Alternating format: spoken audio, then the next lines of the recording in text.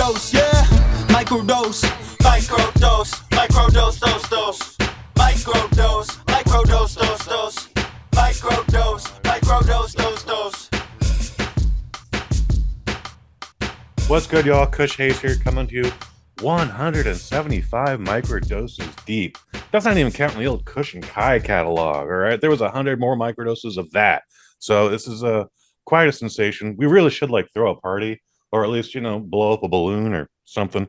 I don't know. But to help me celebrate, old friend of the family, pro wrestling Hall of Famer, and the man responsible for giving the Barbie movie its Klingon dialogue, Jaimel Hemphill. Kapla! What is up, everybody? So happy to be back. Been a long time. We haven't been able to do Sweet Science Cinema in a while. So this is great to be back in the waffle box. It's great. Well, we're on the microdose. We're so true. If I said waffle box, which I should have happened said once back, or twice. I meant back on the BosNet. I was trying to make a family joke there, a podcast joke. That's what I said. But happy to log back into the BosNet. That's what I meant. Happy to have you back, dude. And for those who haven't seen Barbie in its original Klingon, it's the way it was meant to be seen. Yeah, it is. She is a doll of honor, and she brought glory to her house with that movie. That's what's up. That's what's up. Glorious glory. Last year, they rebooted Quantum Leap and kind of slept on it. In fact, I totally slept on it. And then ads on my Facebook timeline showed up season 2 of Quantum. Was season 2?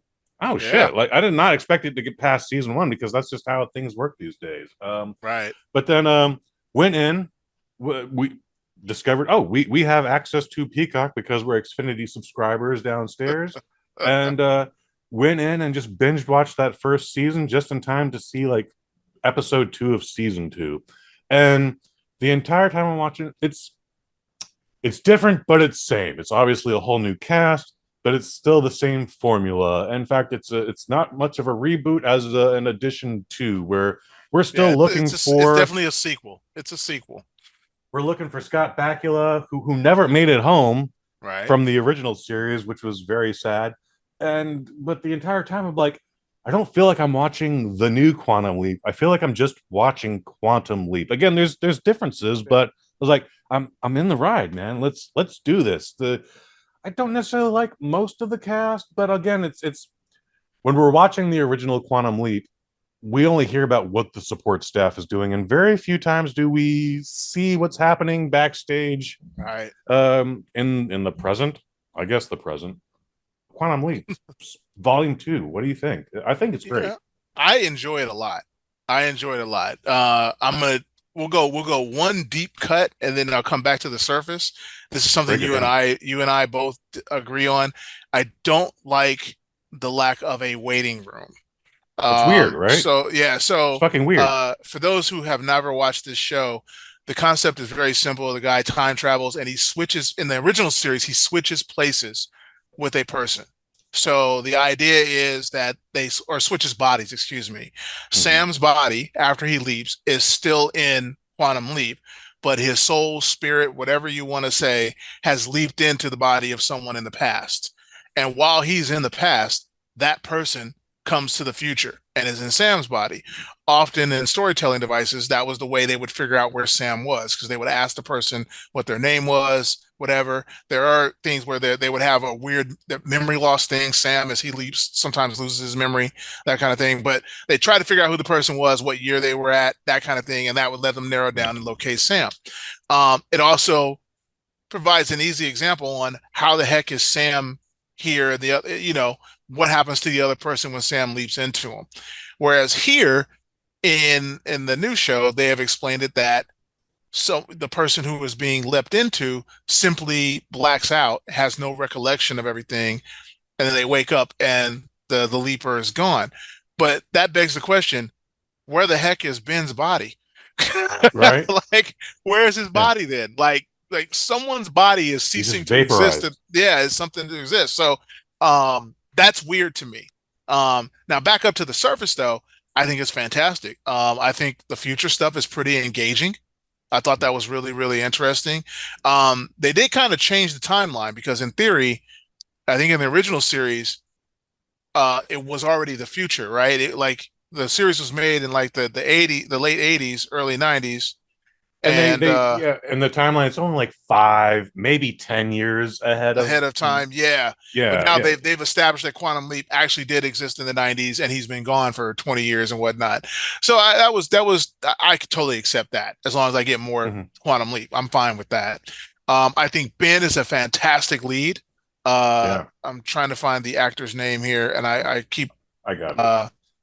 Gosh, come on, IMDb. His name is Raymond Lee. Raymond Lee. Ray yeah. Lee. Ray Lee. He's I know fantastic. a fantastic trumpeter named Ray Lee. Not this gentleman, but still. Yeah. Ray Lee. He is fantastic. He's really good. Yeah. My only other beef is I really wish that I'm going to give you a 5-second break to pause this if you haven't watched any of this because I'm going to go into spoiler territory. All right. 3, 2, 1. I hate the fact that his observer was his fiance. I hate that. I don't it muddied things up. Yeah. And I am thoroughly enjoying the second season now where they are broken up and it's providing a little angst. But I like the fact I don't think leads always have to have sexual tension. No. Like I would argue that the original leads played by Scott Bakula and Dean Stockwell loved each other. They were best friends. They genuinely loved each other. They banged all the time. Yeah, but it wasn't brought into. It was never brought up. That's just military stuff. Yeah. It's just what happens in the barracks stays in the barracks. But they were best friends and they genuinely loved each other. And like I think that's kind of missing from a lot of storytelling right now is that when we see leads and they're supposed to care about each other, it has to be a sexual love, and I hate that. Like I think platonic love is missing from a lot of things, and and it might be good to show that because I think that's what's missing in a lot of personal conversations these days is genuine love for someone outside of romantic stuff. So I'm hoping that this is not something that's just there to provide drama for this season and then they'll be all hunky dory. I would love to see a split that's mutually beneficial and it causes them to realize they love each other but a relationship isn't possible. That's adult storytelling right there, and I think that would be really good to see. Other than those two things, I think the show's really flawless. It really captures the love of the original. I'm very saddened that Scott Bakula elected not to be in this show. It was I would hope so. I hope so. Cameo. They have to do an episode where oh shit, that's Sam. Yeah, and then something stupid happens. We're and then just fingertips away, and then they can't do anything. He'll be back for an episode. I hope so. I hope so. I think he really had his heart set on a sequel starring himself. I think maybe Dean Stockwell's passing kind of changed that for him, and then also just seeing it move on without him as the main character. Maybe it's tough, and he's like, well, Also, he seems like a stand-up guy. Maybe he kind of wants this show to stand on its own 2 feet before he comes in and, it would be all about him if he ever made any type of appearance. You know what I mean? Even if he became a side character, it would be all about Sam Beckett. Yeah. No, it would feel cheap just to start the show with Sam. It would just be stunt casting. It would do nothing for the show. It would actually impair it by a lot. So the fact that he's just I'm going to just take a step back and let you guys do your thing. That says a lot. I think it's a great thing. In fact, example, new Night Court. Ooh, I only feel like I'm watching. I saw 4 episodes on an airplane coming back from Manchester. I was like, ooh, I'm watching the new Night Court. This is not good. Yeah, that hurt. Because I love and that has Dan is in that, and I think Marsha Warfield makes an appearance at one point. I did not see that episode, but it just doesn't work. It doesn't work. I wish it did. It don't. Yeah, I really like Melissa Rauch too. I was rooting for her. I was genuinely excited. Funny lady. To see. Yeah, I really, really was rooting for her, but I gave it about 3 episodes myself, and it just yeah. Maybe they need to bring back Brett Spiner. Remember he played that bum who would come in sometimes. Let Brett Spiner. Well, he wasn't the bum. He was a hick. He just that's one step right. under Amish. Like just Yes, very simple and plain, but for some reason they had enough to buy the newsstand rack in the break room, and then he was part of a whole season. He was those guys were funny. Brent Spiner was funny in Night Court. I was thinking about the guy who played Phil. Remember, he Oh, was like a bum, and then he died, and it Yes. turned out he was a billionaire. And he's like, yeah, he left all his money to the harmonic. And they're like, you mean the Philharmonic? He's like, oh yeah, it is now. Which is a great movie. He's like, yeah, now it's the Philharmonic. And then they botched that whole thing. We're like, he's got a twin brother named Will. I was like, yeah. Anyway. Yeah. Oh, rest in peace to Richard Mall as well. We just lost Richard Mall. He played Bull. Week. Yeah. Yeah. Favorite moment on Night Court was one with Bull. Like there was an episode where they all took IQ tests. And then Bull goes like, what is he gets 181. And they're like, what? He's like, oh wait, it's upside down. And then he turns it upside down. He turns the whole like 181. What? Yeah. Great moment. That show is fantastic. If you are looking, some of it, Dan's a bit of a creep. His character, the Dan Fielding character, doesn't hold up exactly well. 30 years later, creep was the rest of the show was fire. He was a creep in the 80s as well, but it was funny. Yeah. It was jovial because that's how men are. Right. Yeah. The premise. Okay, the character holds up. The premise doesn't. Like, no. Like that guy would have been canceled so hard. Either that or on Epstein Island. So he would not be a district attorney. Yeah, no, he would not be a district attorney. Like he would be as many hookers as he banged. He would not be a district attorney anymore. No, sir. So, but back to Quantum Leap here, man. Like, yes. I've been really enjoying the ride. I like seeing Ernie Hudson. Yeah, I like that he's got another series, and it's funny that people who know of Ernie Hudson obviously know him from Ghostbusters, but they don't know that he's done anything since then. And sure, he wasn't on the poster. He wasn't included in the video games. They would not let him voice his cartoon avatar character. Yeah. But Arsenio Hall needed a job too. However, they don't know. He's been a working actor. He's a blue collar actor. You can pay his fee. He'll do the job. And I think he's been doing a great job. And what I like about his story is that Sam Beckett leaped into him at one point. It's even in the opening trailer of Quantum Leap. He's the Vietnam veteran firing an M60. Like what I don't like is this cut. It is a deep cut. What I don't like is this week is that it was revealed he's become an alcoholic. He's been sober for almost a year, which is great. It's really fucking hard to do, by the way. However, I don't like that. Like when he made this declaration to Ben in this newest episode that just happened, the 1992 LA riots. Ben acts like, so you got cancer, huh? When did that happen? Like alcoholism doesn't work that way, bro. I can tell you from firsthand experience, it doesn't work that way. It just evolves. Like he didn't just like, I sat down one day after I couldn't find you, and then I became an alcoholic. It doesn't work that way, bro. So, however, I'm happy to see Ernie Hudson. The there's an IT tech, and then there's a security woman. Yes. They're both okay. I don't know why the security girl is there. Yeah, Narissa Lee, like, I mean, I don't mind her being there. I don't mind her there. Give her character, wish they'd give her character a little more to do. Like, explain why. Like, we know it's top secret, but why do they need a security person? Like, they don't explain her job well enough, other than the fact that she's like super talented and stuff, and she works. She got arrested for hacking into something, and they were like, "You're pretty badass. You should work for Quantum Leap." But what else does she do?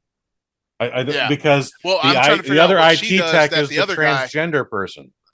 Yeah, Mason Park is their name, and like they can do everything, right? They're fixing Ziggy.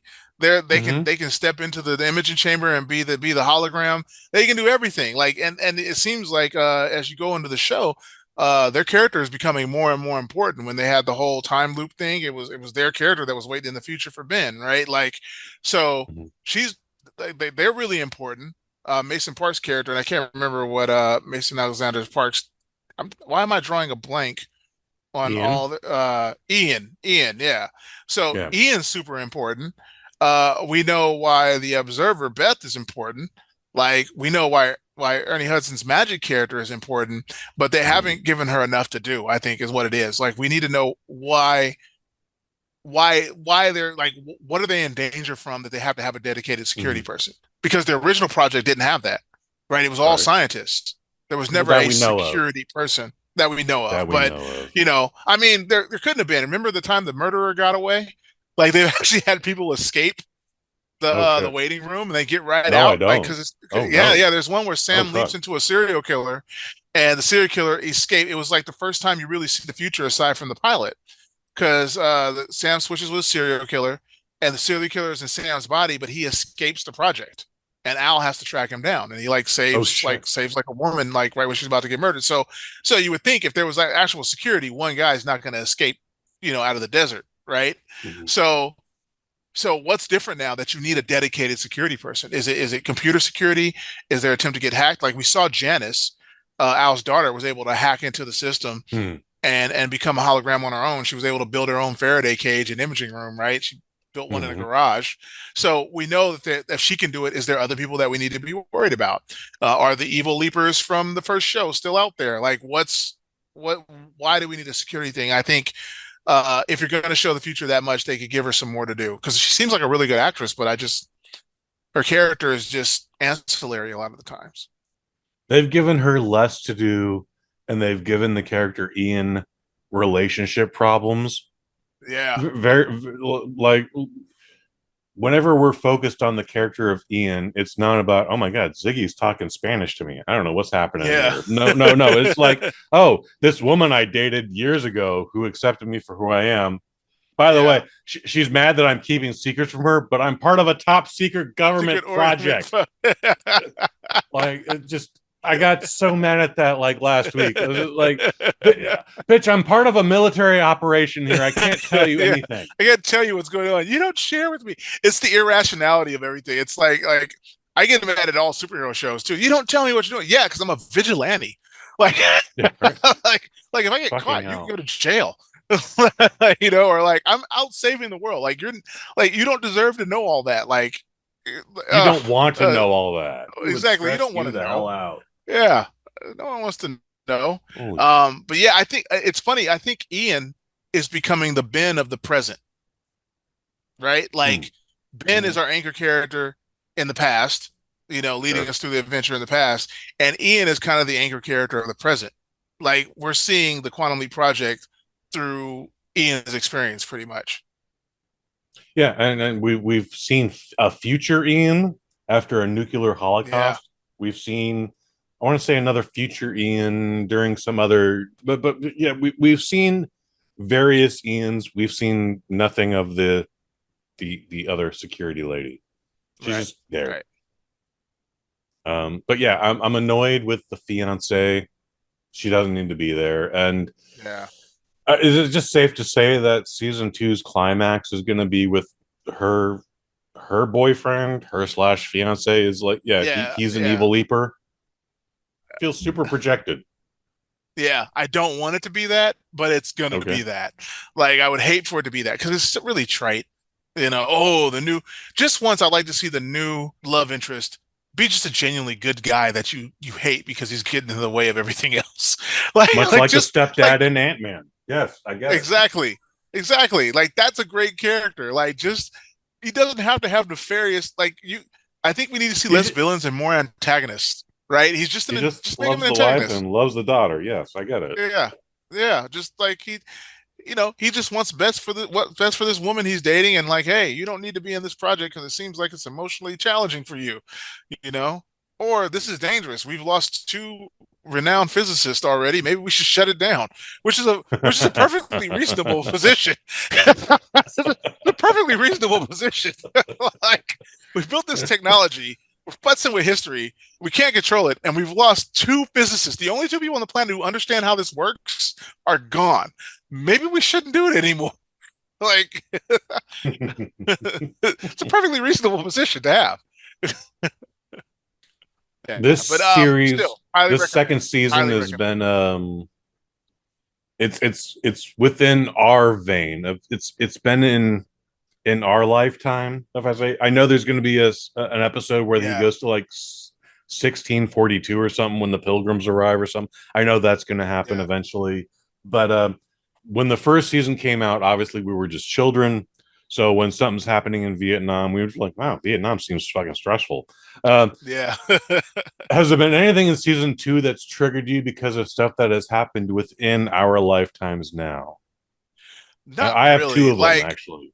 yeah, Really? like Okay, the that's 92 lucky. the 92 riot was like weird, a little bit, A little because weird. people That actually was one of died, my and triggers. like, yeah, it's like, okay, people actually died in that, and I remember it. Luckily, no one Yeah, I know, like, not thankfully. luckily, but no one I know was like harmed No, in thankfully. those in that stuff. So, um, so yeah, that wasn't bad. Like, but honestly, like, if I was like watching, to be perfectly honest, like, it was more triggering. Like, I don't get triggered off things that I might have gone through. It Okay, triggers me when I see things lucky. that might have affected people I care about. So, Okay. like, watching Sam in the old series go back to places where he had to be a black person in the 50s or something, and being acutely aware that that's what my mom or dad went through. Yeah. Like, that was more triggering for me. It actually happened to my daughter. We were watching Doctor Who, and like the doctor and his companions. It was the new the latest doctor, the lady. She had three companions, and one of them was Indian, uh, uh, Indian British, and another one was Hmm. uh black Brit, a black Brit, and his grandfather. And so they went to I think it was the 1950s in America or something, and they were there, and like they didn't know where they were at first, and then there's a disagreement or something. I think the young black man bumps into somebody. He goes, "Oh, excuse me," and then like the racist man just hauls off and slaps him and calls him boy. And Hmm. like I was like, "Oh," and then my daughter, who really hasn't thought about that kind of stuff, she's like, "Why would he hit him?" And I'm like, "Well," and I had to pause it and say, "Well, that's sometimes like people were evil, and that's what they thought of black people, and you could be in danger of that." And she ran out the room. She Wow. couldn't take it. And so like it was terrifying to her that that could happen. And so that's kind of how I felt. I remember there was one time when Sam was a black man in the 50s, and he like tried to sit at the counter to order something. And Mhm. he went through what black people would go through at that time, and that was more triggering for me than anything I've watched so far in the second uh series. I mean, obviously, if Ben were to leap into some teenager in the 90s and get pulled over by the cops, yeah, it would probably trigger me. But Hmm. other than something like Okay. that, like, it's more of like watching what like my mom and dad had to go through or something that really kind of gets to me sometimes. I just watched literally just a few hours before this recording. I watched Mhm. the LA riots episode, and Yeah, we don't live in LA. You and I are both in San Francisco as we speak, yeah, and I just remember like, oh my god, that was fucking chaotic, chaotic week. Okay, right. and I only live a couple blocks from San Francisco State University, and while there wasn't riots or looting happening, like those kids were making enough noise to counter what I was seeing on the television. Like, oh my god, this shit's happening right Wow. outside my door. Um, however, the they went to the San Francisco earthquake in 1989, Oh, I and haven't I mean seen it that just had. episode yet. Yeah, Oh, dude, you skipped an episode. Then I want to say yeah, that's in I the did. first I episode, did. first Yeah, season. yeah. I might I be wrong. It skipped an might be in the episode. second season, It's the but second they season, but I skipped it. Yeah, that was my bad. okay. Trying to, yeah. Oh, yeah. So, you know what? That probably would trigger me because I'll never forget. I'm sure we both have stories, but like for folks who Hmm. have never Of course. experienced an earthquake, it always surprises you. And what was unique about that earthquake is like it went on for so long, Yes. and like time stretches out. Like most of the time, for those of you who aren't in California or any places where have earthquakes, by the time you realize it's an earthquake, it's over. It's like boom, boom, and you're like, oh, there was an earthquake. Okay. you look at your cup, it fell over, and you're like, we will recover, right? We, Yeah. my water spilled. We will rebuild. We will rebuild. Rebuild, yeah. But the 90, I think that was 15 seconds. And I'll never forget. I was sitting in my mom's office. My mom was a nurse, and she was at a small hospital, and everybody knows to find a doorway or get under a table. And I was sitting in the foyer outside of her office, and I ducked under a table, but the table was in a conference room, and the conference room was at the front of the building, and that front of the building had windows that went down to the floor.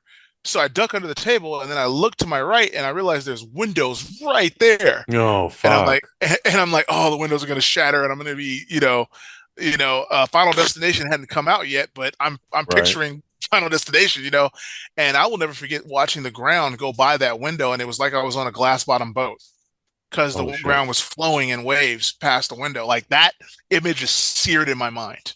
That is a foundational memory, a core memory for me for the rest of my life. So maybe the 89 earthquake episode would trigger me, but I don't know about anything else. It's ultimately maybe the one of the worst episodes. However, triggering my memory, I had come home. I decided I wanted to take a nap. The Giants would have been starting their opening pitch like 20 minutes from now, but I took a nap, and the Brady Bunch was on KBHK TV 44, Cable 12. Cable 12. Cindy is walking in the room, and I feel a rumbling, and I've been through enough earthquakes at this point where I'm like, I'm not triggered. I'm not phased. I'm like, this is going to end in a second. But then it keeps going. So that's why I remember Cindy walking into the room, and then the earthquake keeps going. And then I hear a mirror break. And then I run to the doorway, and the shit is still happening. Like, that was, I was 10 years old. I'm like, fuck. So you're going to laugh. I'm sorry. I'm going to give you spoilers. You're going to laugh when Ben has to run from San Francisco to Oakland. Oh, Lord. Wait, he runs to Oakland? I'm not going to tell you how he runs to Oakland. He has to run to Oakland. That was the silliest thing I saw. I was like, this movie just made me feel better about my fucking transition. But whatever. Just so you know, in theory, you could run to Oakland, but only in the middle of an earthquake where every car is stopped because you'd have to run across the Bay Bridge, which did not have walkways at that time. And is a good 1.5 miles long, so it's going to take you at least 30 minutes to run. Because you're not doing, he doesn't run the bridge. Oh, wow. You're not just so we're clear, even if you have a 10-minute mile, you're not making a 10-minute mile across the Bay Bridge. Like, the thought of running to Oakland is hilarious. That's like saying you ran from Madagascar to like continental Africa. Like, it's like I ran from New Zealand to Australia. That's the statement that you're making when you say I ran. It's a TV show and it's Hollywood, so we have to forgive it. It's Hollywood. It's Hollywood. That's when it took me out of my PTSD, and I was like, "Oh, okay, this is a TV show." Does he at least Tom Cruise run? Like, is it like the fast run that makes it believable that you could make it? Like, yes, in fact, he runs so hard that hologram girlfriend has to go like, "You need to slow down for a minute. He's going to be fine." Like, bitch, the clock is ticking down. I have like an hour and a half to get there. Oh man. So we both love the Quantum Leap, man. Yes. Do you have any predictions for where this season 2 is going? Again, I think extra boyfriend is going to be an evil leaper. Yeah, he's just something up with them. I'm hoping it's not. I'm really hoping that he's just, or maybe like I'm hoping he's more of a mundane antagonist where he's the kind of guy who says, "Hey, this project is stupid," like because they're already mentioning that it's possible that people can't come home. So that's a great setup for like, hey, if there's no way to bring people home, we just got to shut this down. This is costing billions of dollars. Like I'm hoping that he's more of a antagonist in the mundane sense, like the government Overwatch guy, which is missing from this show. If you're gonna show the future and you're going to show what's going on in the project, there should be people who are detractors of this program. And I think that's a good, that's what made Stargate great. You always had people questioning whether or not it was worth it to have the Stargate program, and they had to prove it every single time. I love that part of the show. I think that's something that's missing from Quantum Leap. So I would love to see that. But yeah, I have a feeling. And also, we have to take into account that before the actors strike, this was only supposed to be part 1 of the season. There was an option for them to get a back 9. So I don't, whatever cliffhanger this 13 episodes end on, it may be something that sets up a back 9 as opposed to a season 3. So yeah, this could end the worst way possible, much like Terminator, the Sarah Connor Chronicles. Not a great series. However, the series ends because it didn't get picked up for renewal, where John Connor is in the future that doesn't know John Connor. John Connor. Yeah. That was fantastic. Like, I love that ending. Also, we lost a lot of good shows last time. We lost Life with Damian Lewis. We lost Journeyman. Journeyman was a fantastic time travel show, which scratched the Quantum Leap itch. Yeah, fantastic show. I blame Jay Leno when Jay Leno came back because he couldn't just sit there and eat his food. We lost like a bunch of shows. And Journeyman and Life, I'll never forgive him for that. They were both 10 o'clock shows. They got canceled to make way for his Conan O'Brien killing talk show. Yeah. I'll never go watch Journeyman. I'm sure it's available somewhere. Never heard of it. Oh, it was fantastic. It had Moonblood good. Okay. Yes, Journeyman debuted on September 24th, 2007. It was Mondays at 10 p.m. Only had 13 episodes, but centered on Dan Basser. He was a newspaper reporter living with his wife and a son in San Francisco. And then one day, for some unknown reason, he begins jumping backwards in time. So he soon learns that each of the jumps follows the life of a person whose destiny he's meant to change. So, and then like he keeps going back. So he's just a regular guy. He's not a scientist or anything. But the problem is each time he makes someone else's life better, it affects his family life and his job, right? Like, because he's essentially blacking out. They think he's blacking out, but he's actually traveling in time. And his brother's a police officer. He's a police detective. He's looking at him weird. And then there's a great moment at the end where he reconnects with his ex-fiance who he thought died. And it ends on a cliffhanger where he finds out that his fiance did not die. She's a time traveler as well. Oh shit. It was fantastic, and it ended on that discovery. But yeah. Time travel can be a lot of fun. Marvel, take notice of this. Yeah. Like you can do great stuff with this. It can be fun, but you're making it complicated. Yeah. Yeah. Now available on Prime.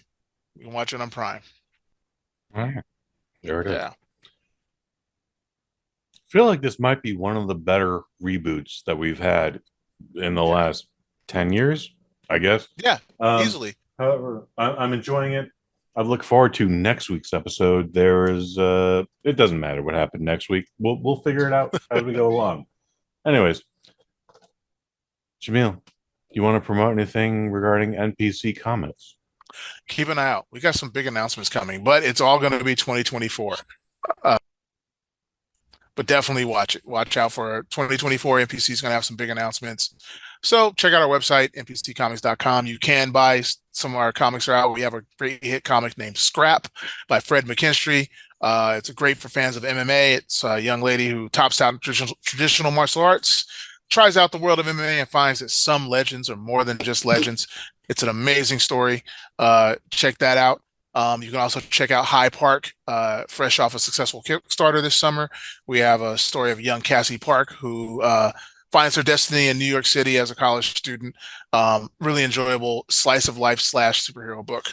So look out for those and look out for more stuff in 2024 from NPC. That's what's up. As for me, I do stuff around here. You can find me and friend of the family, Mike Fish. We do a thing called the Waffle Box. It's the original Waffle Box. You accept no substitutions because it is the People's Podcast. It is the best part of Wednesdays. Coming to you from the home of Super Bowl 60. You love us because we do this. We love you, so we do this. My name has been Kush Hayes. This has been Jaimel Hemphill. You have been you.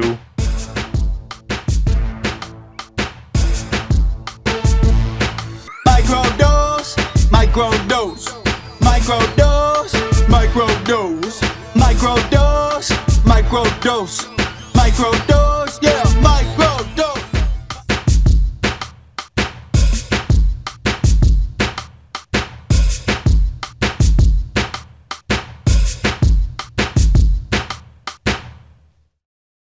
From the BosNet family. She brought glory to her house with that movie.